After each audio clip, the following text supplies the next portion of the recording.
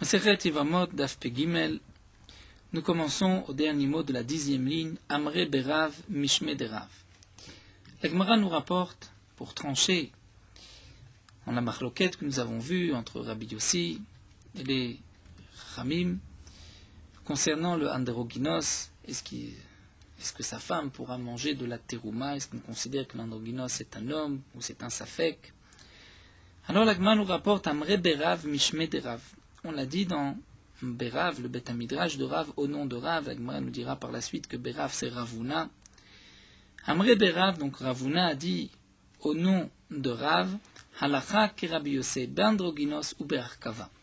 La halacha est comme Rabbi Yossé à propos du androgynos et à propos d'un autre din harkava que nous allons voir. Shmuel Amar, Shmuel a dit, la halacha est comme Rabbi Yossé be'koshi, dans le din de koshi que nous allons voir tout de suite, ou be'kiddush, et à propos du kiddush, din de kilaim, que nous verrons aussi tout de suite dans la Gemara. Donc nous avons un enseignement de Ravuna au nom de Rav que la halacha est comme Rabbi Yossé dans deux marlokos, sur deux points, et Shmuel nous enseigne que la halacha est comme Rabbi Yossé sur deux autres points. Donc la Gemara va d'abord nous rapporter les quatre cas sur lesquels on a tranché la halacha comme Rabbi Yossé, d'après Ravuna sur deux cas, d'après Shmuel sur deux autres cas, et ensuite la Gemara se posera la question, qu'est-ce que pense Rav dans les deux cas de Shmuel et qu'est-ce que pense Shmuel dans les deux cas de Rav? Donc la Gemara nous dit tout d'abord androgynos. Le premier cas, Rav nous a enseigné que la halacha est comme Rabbi Yossé androgynos. De quoi il s'agit? Hada Ameran, ce que nous avons vu, que Rabbi Yossé a enseigné dans la Mishnah que l'androgynos, sa femme pourra manger de la terouma. Harkava. Deuxième din, c'est le din de Harkava. C'est-à-dire, dites là, nous avons une Mishnah à propos de la Shemitah de la 7e année. La Mishnah nous enseigne En Notim. On ne va pas planter des arbres. Ve'en Mavrichin. Mavrichin, c'est prendre une branche d'une vigne, par exemple, de la couvrir de terre, donc d'abord de la plier, de la couvrir, de la rentrer sous terre, et ainsi, de cette branche, puisqu'elle est sous terre, il va y avoir de nouvelles racines, on pourra ensuite couper la branche, et nous avons un autre pied de vigne. Donc on ne pourra pas planter, ni mavrichi, donc de cette manière, permettre des racines à une branche, ve'en markivin, on ne va pas non plus greffer un arbre dans un autre, même si c'est de la même espèce, erev shvi'it, veille de shvi'it, c'est-à-dire à la 6e année, pachot mishloshim yom lifnei Rosh Hashanah, à moins de 30 jours avant Rosh Hashanah.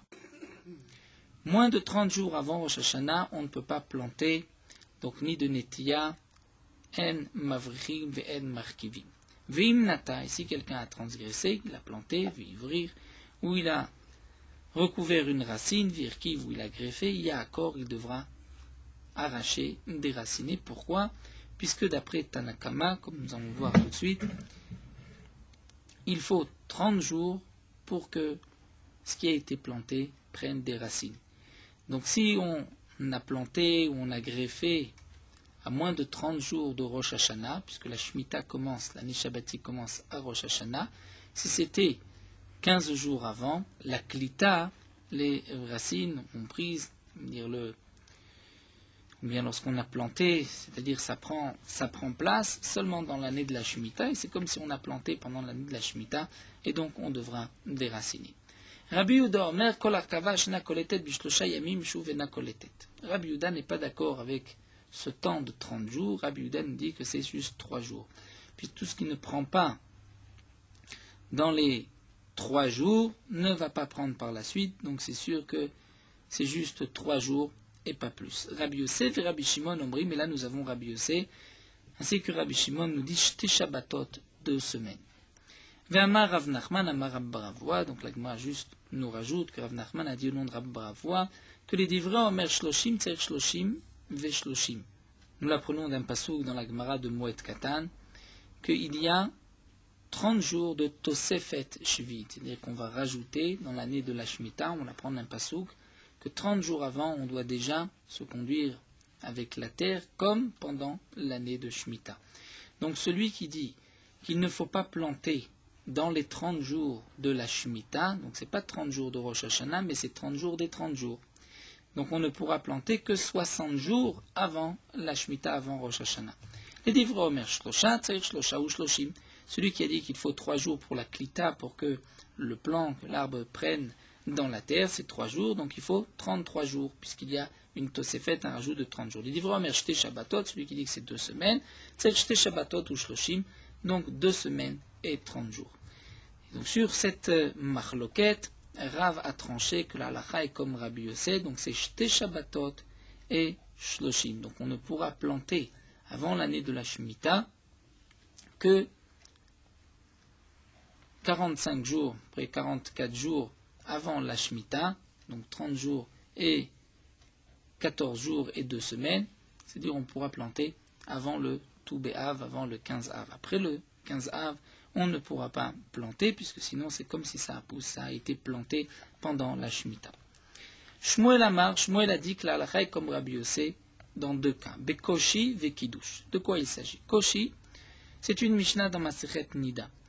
Il y a, dans les périodes de Nida, de Ziva, la Gemara dans Nida nous enseigne que lorsqu'une femme a un saignement, elle est Nida pendant 7 jours. Ensuite, il y a une période de 11 jours entre une Nida et un nouveau cycle de Nida, où pendant ces 11 jours, si une femme a eu 3 jours de suite des saignements, elle est appelée Zava, Zava Gdola, et donc elle doit avoir 7 jours de pureté. Donc une femme qui, juste avant son accouchement, a des saignements accompagnés de douleurs, donc dans la difficulté de l'accouchement, même si c'est pendant cette période de 11 jours, même si elle avait eu des saignements de Nida juste avant, c'est possible aussi au temps de la Gemara qu'une femme enceinte ait des saignements, même avant la fin de son terme. Donc s'il y a eu des saignements juste avant la naissance qui se sont terminés par un accouchement par la naissance, on considère que cette femme n'a pas eu de l'éda d'un accouchement dans une période de ziva, et donc elle n'a pas besoin de 7 jours de pureté, mais elle est impure comme toute femme qui accouche, qui a 7 jours pour un garçon ou 14 jours pour une fille d'impureté, mais elle n'a pas besoin de 7 jours de pureté. Donc combien de jours on peut considérer que ces jours dépendent, donc ces jours, ces saignements, pendant combien de temps on peut dire que ça dépend de l'accouchement et que ce n'est pas une ziva? Et là nous avons une marloquette. Kamaye kishuya, combien doit être le kishu, les difficultés d'accouchement, les douleurs et les saignements avant l'accouchement? Rabbi Meir Omer, o arbaim ou chamishim. D'après Rabbi Meir, même 40-50 jours. S'il y a 40 ou 50 jours de saignement avant un accouchement, elle n'a pas un statut de zava, elle a le statut d'une femme qui a accouché. Rabbi Yehuda Omer, daya chotcha. Rabbi Yehuda dit, c'est suffisant le 9e mois. C'est-à-dire, si elle a accouché au début du 9e mois, c'est seulement les quelques jours de saignement depuis le début du 9e mois. Si elle a accouché à la fin du 9e mois, on peut considérer que tous les saignements qu'elle a eus dans le 9e mois étaient les saignements de l'accouchement, et donc elle n'est pas zava, mais avant le 9e mois, s'il y a eu des saignements, donc 3 jours de suite, elle est zava. Et donc elle devra, à part les jours d'impureté qu'elle a pour cette naissance, elle devra aussi attendre 7 jours de pureté, Shiva Nekiv. Rabbi Yossé et Rabbi Shimon omrim en kishu yuter mishte shabbatot. Et Rabbi Yossé et Rabbi Shimon nous disent qu'il n'y a pas de kishu plus de 2 semaines. Donc là, Shmuel nous a enseigné que la halakha est comme Rabbi Yossé, donc le maximum c'est 2 semaines. 4e halakha, Kiddush. Kiddush, c'est pour reprendre l'expression du pasuk Pen Tukdash à propos de Kilaïm, où la Torah nous dit que si un homme transgresse l'interdiction de Kilaïm, donc tout le champ deviendra Kadosh, c'est-à-dire tout le champ deviendra interdit. Il faudra brûler le tout. Et nous avons une Mishnah, Amesacher Gafno al-Gabet Tevuato shel Chavero. Si un homme a un champ de vigne juste à côté,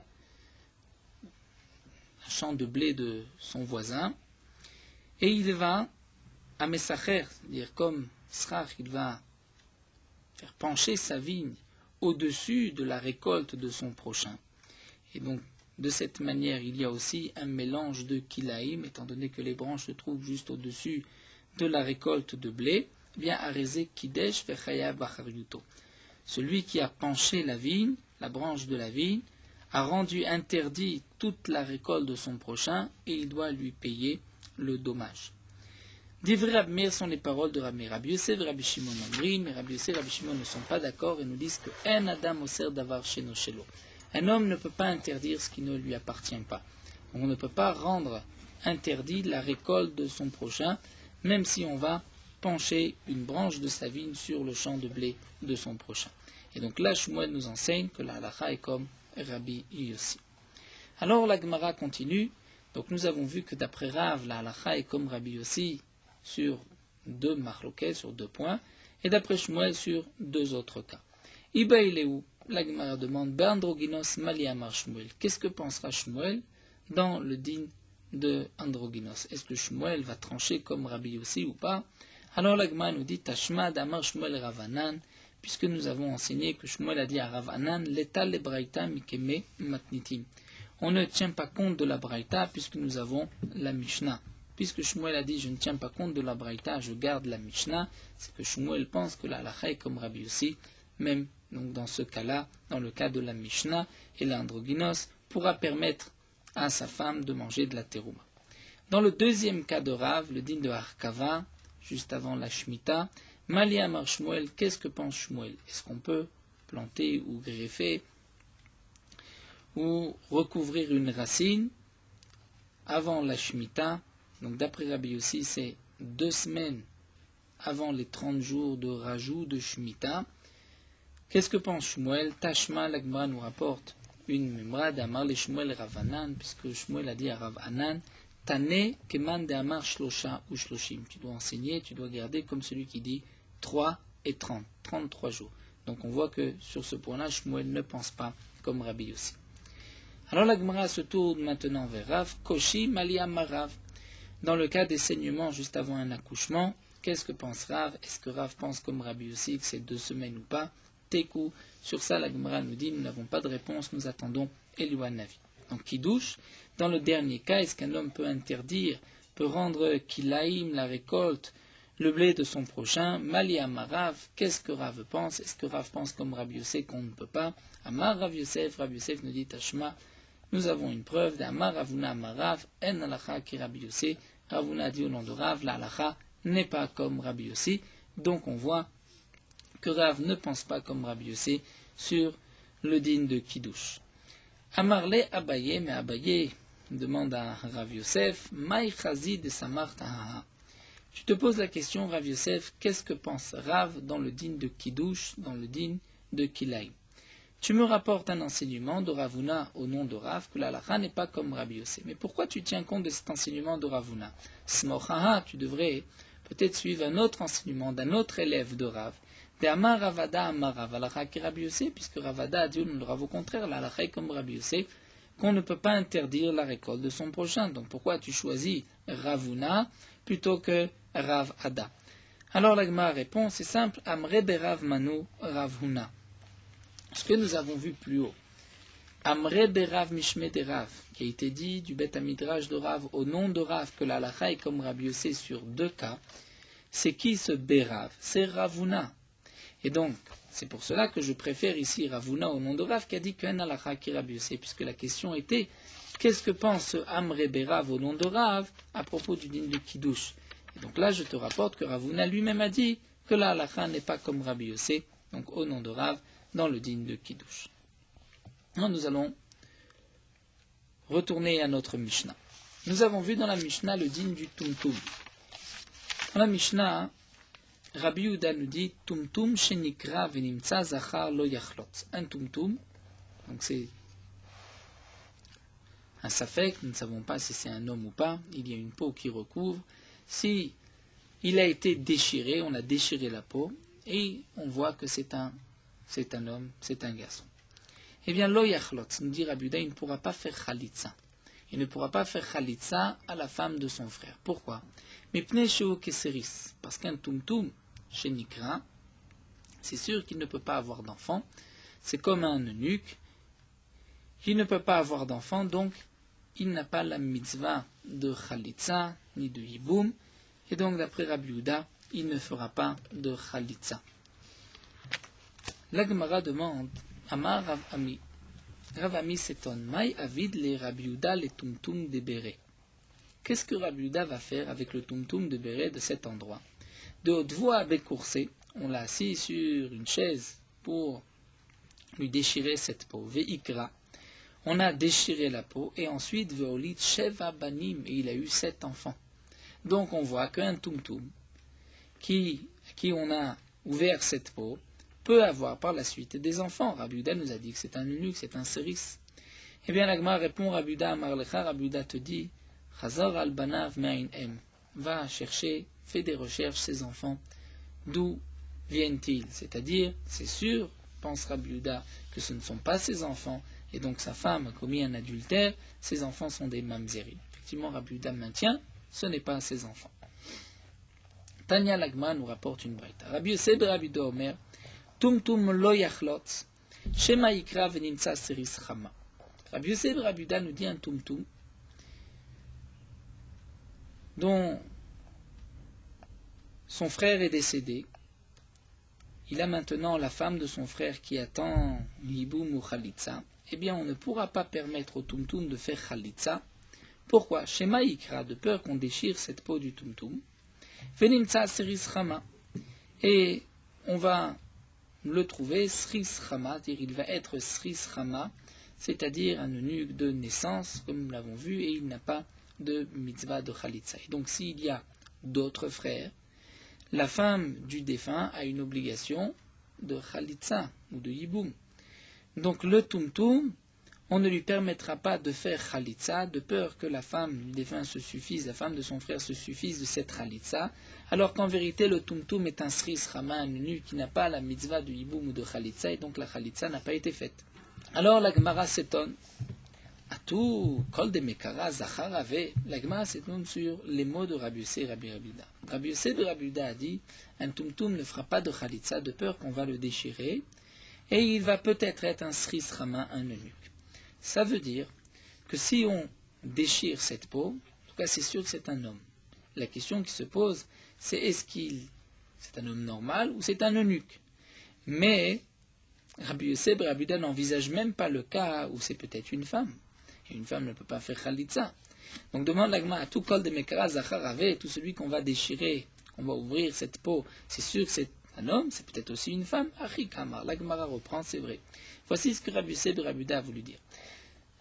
Un tumtum ne fera pas de Khalitsa. Pourquoi? Shema yikra, de peur qu'on va déchirer cette peau. Venimtsa nekeva, et on va le trouver, il s'avère que c'est une femme, et donc il n'y a pas de Khalitsa.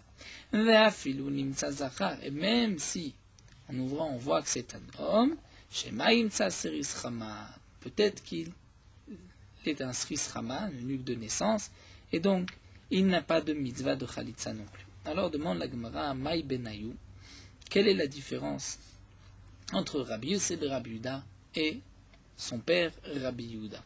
Rabbi Yehuda nous a dit, un tumtum ne peut pas faire de Khalitsa parce que c'est un séris. Donc Rabbi Yehuda considère que c'est sûr que c'est un séris. Rabbi Yosef et Rabbi Yehuda, son fils, a un doute, dit peut-être que le tumtum sera séris chama.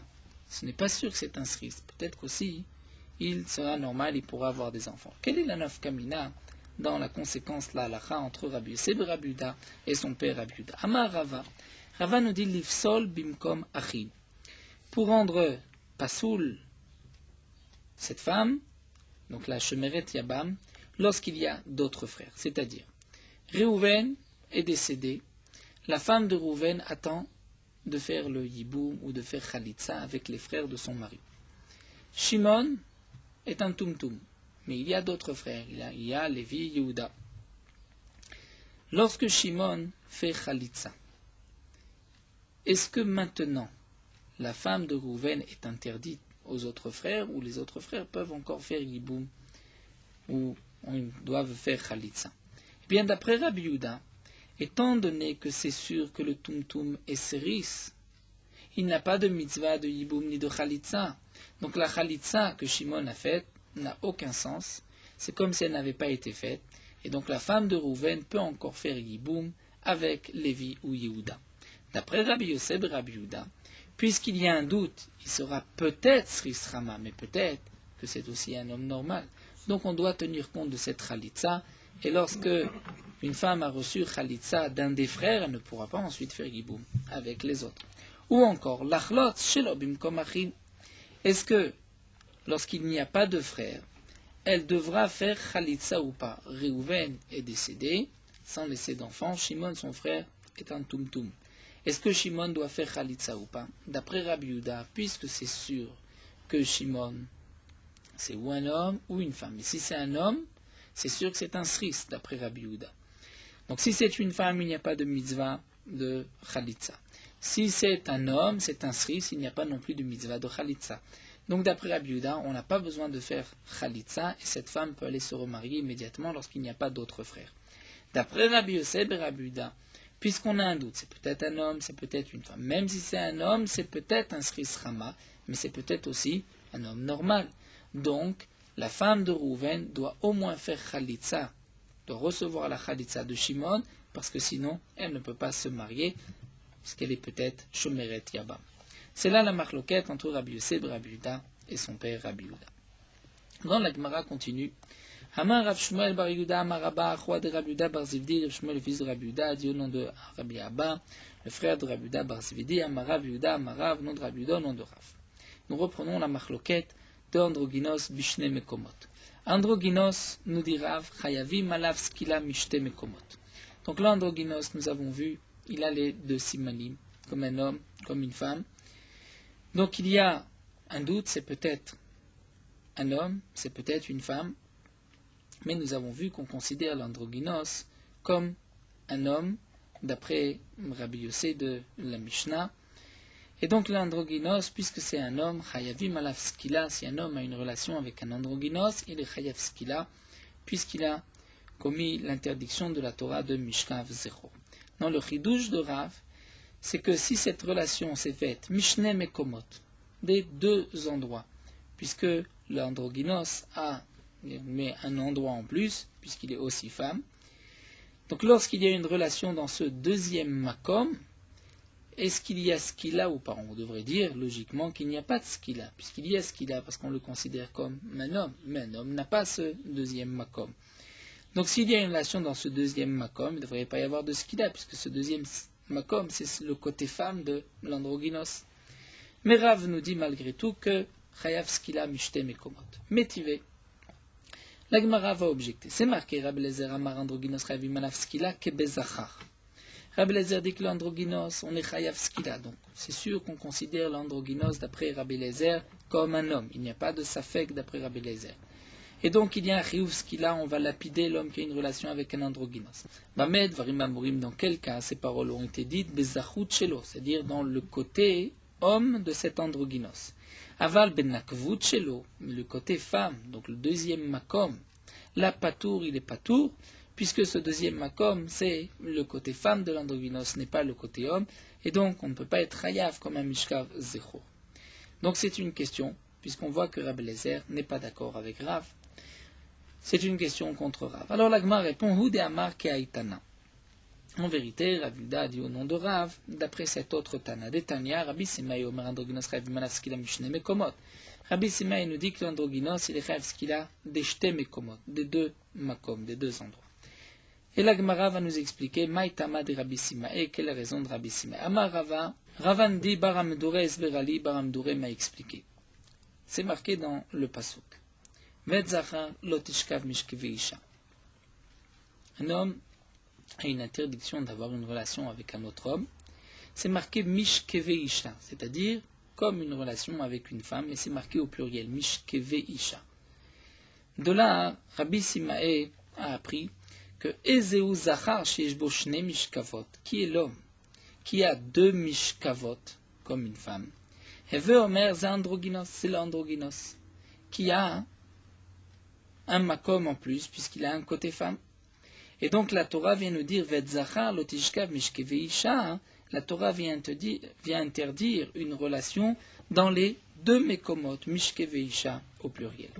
Les Rachamim ne sont pas d'accord, comme nous l'avons vu d'après Rabbi Eliezer, que c'est seulement bezachut shelo, un seul makom, pas le deuxième, des Rabbanan. La Gemara explique, d'après le Chachamim, Afalgav dit Beshne Mishkavot et Zachar Ktiv. D'après les Chachamim, bien que il a les deux Mishkavot, le androgynos, mais malgré tout c'est marqué dans la Torah et Zachar. C'est-à-dire et Zachar, le côté Zachar. Si un homme a une relation, et Zachar lotishkav, un homme ne doit pas avoir une relation avec le côté homme, le côté Zachar, de celui qui a Mishkeve Isha, qui a deux Mekomot, c'est-à-dire du androgynos. Alors la Gemara nous dit, si c'est ainsi, d'après Rabbi Simae, on peut apprendre de ce pasouk l'interdiction d'une relation entre hommes. Et on peut aussi apprendre l'interdiction des deux Mekomot du androgynos, comme nous l'explique Rashi, puisque d'après Rabbi Simae, le Et Zachar, ça veut dire tous les hommes, et Mishkeve vient nous enseigner même les deux Mekomot du androgynos. Mais d'après les Chachamim, le Et Zachar, l'Otishka, vient nous enseigner que même pour celui qui a Mishkeve Isha, les deux Mekomot, il n'y a qu'un seul Makom où il y a ce qu'il a. Donc si c'est ainsi, demande l'Agma, Verabanan, Zachar, Greda Menaleu, lorsque ce n'est pas un androgynos, dire un homme avec un homme, où est-ce que c'est marqué dans la Torah que c'est interdit? Puisque ici, d'après les Rabbanan, on ne parle que du androgynos, de celui qui a deux Mekomot. Alors l'Agma répond, on va suivre d'après la Girsa du Bar, l'Agma répond, Mi ve'et. On va l'apprendre ve'et isha ou mi ve'et du mot ve'et zachar, puisque le et zachar, le ve'et, est en plus. Alors la Gemara continue. Isha shelo kedarka menaleu. Dire que nous avons appris plus haut, daf nunhe, que dans toutes les interdictions des harayot, qu'un homme avec une femme interdite, c'est pas seulement kedarka, une relation normale, habituelle, même c'est une relation shelo kedarka, il y a aussi la même interdiction de la Torah.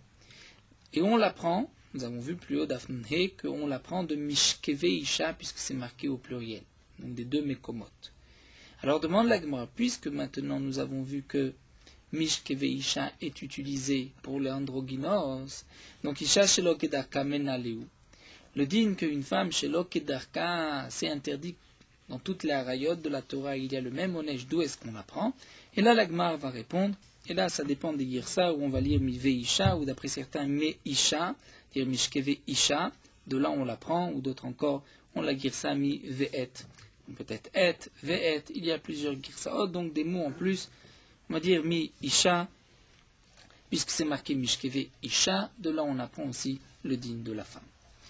Alors la Gemara termine cette sugia, Amar Rav Shizvi, Amar Rav Frizda, Rav Shizvi dit au nom de Rav Frizda, Lo lekol Amar Rabbi Eliezer androgynos zachar ma'aliyahu.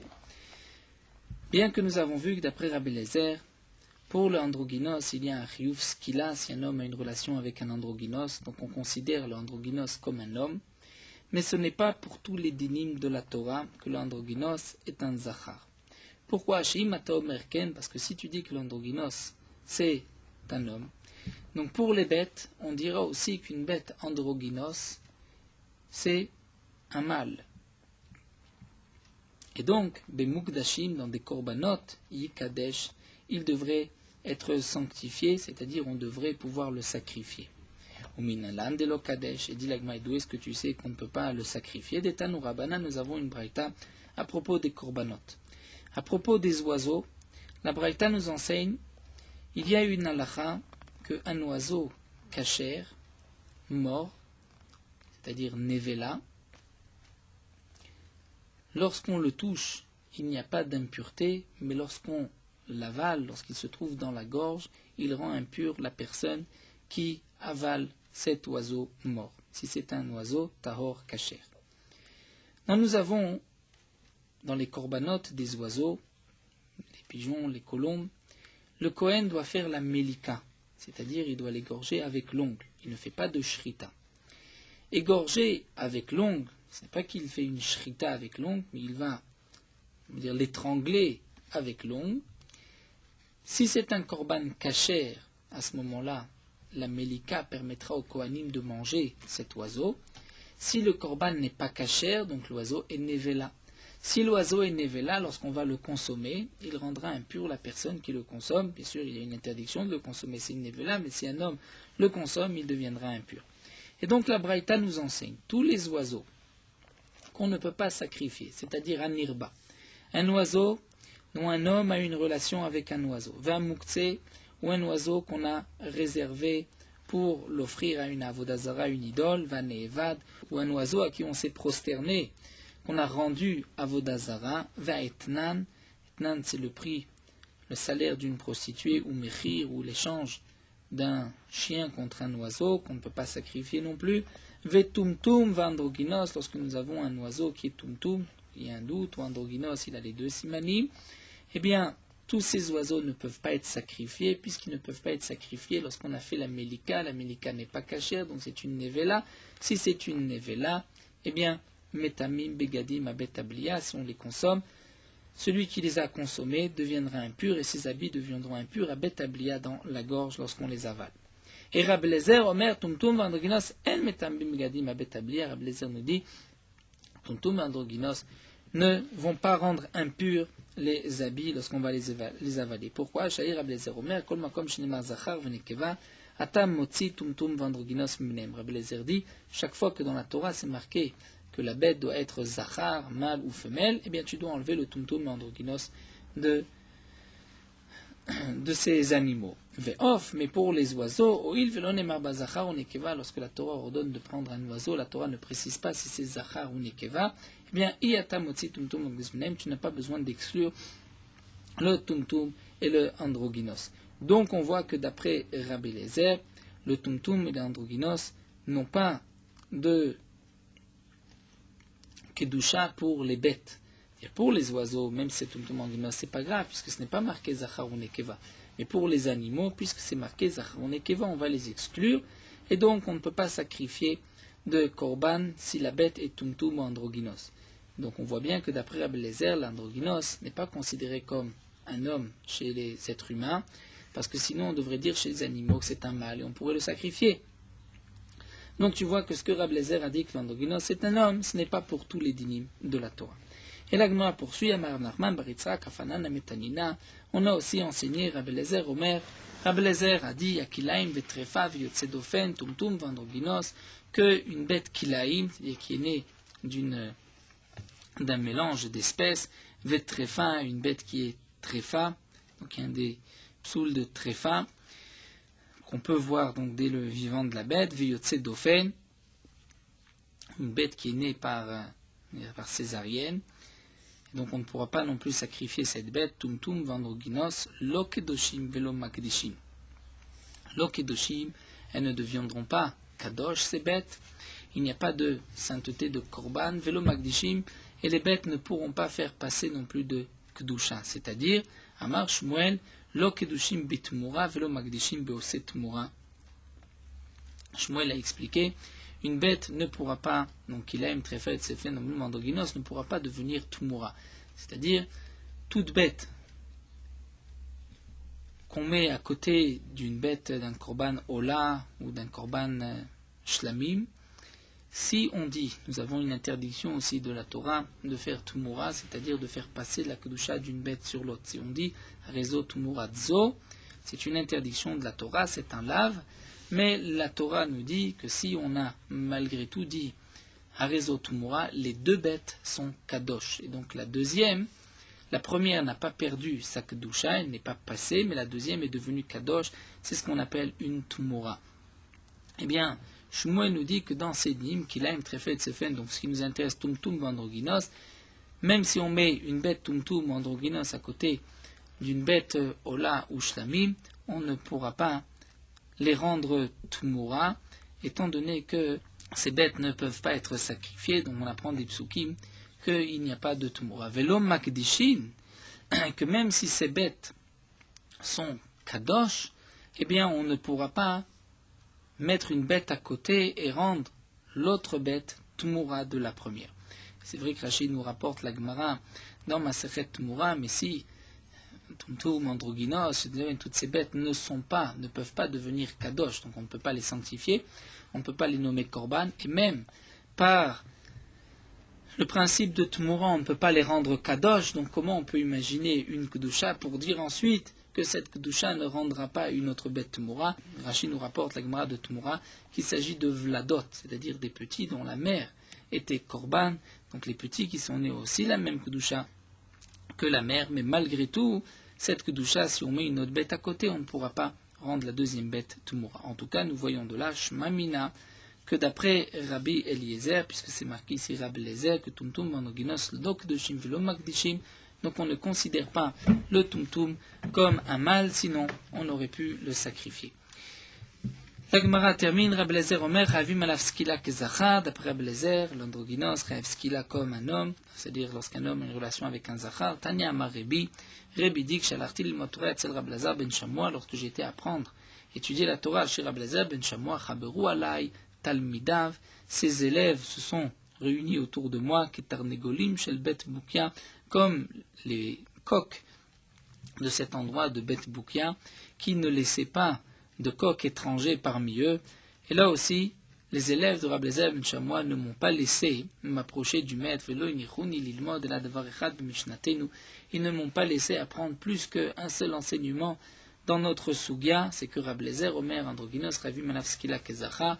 L'androgynos, si un homme a une relation avec un androgynos, il est chayav skila, puisqu'on considère l'androgynos comme un homme, et donc il y a le chiyuv skila. Hadran alach et Harel, et le 8e Pérec. Merot halacha daf pe gimel.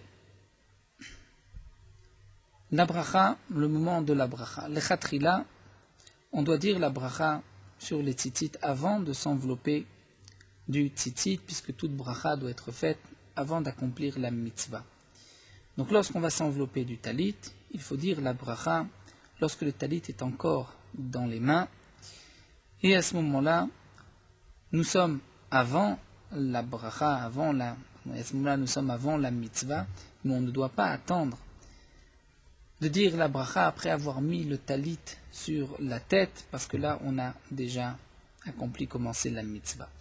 Il faudra quand même faire attention de ne pas dire la bracha lorsque le talit est plié, parce qu'à ce moment-là, ce n'est pas juste avant la bracha, mais c'est avant la bracha, over les over. Si le talit nous est tombé des mains après avoir dit la bénédiction, nous n'avons pas besoin de reprendre, étant donné qu'on n'a pas encore accompli la mitzvah, on peut immédiatement relever le talit et s'envelopper du talit avec cette première bracha.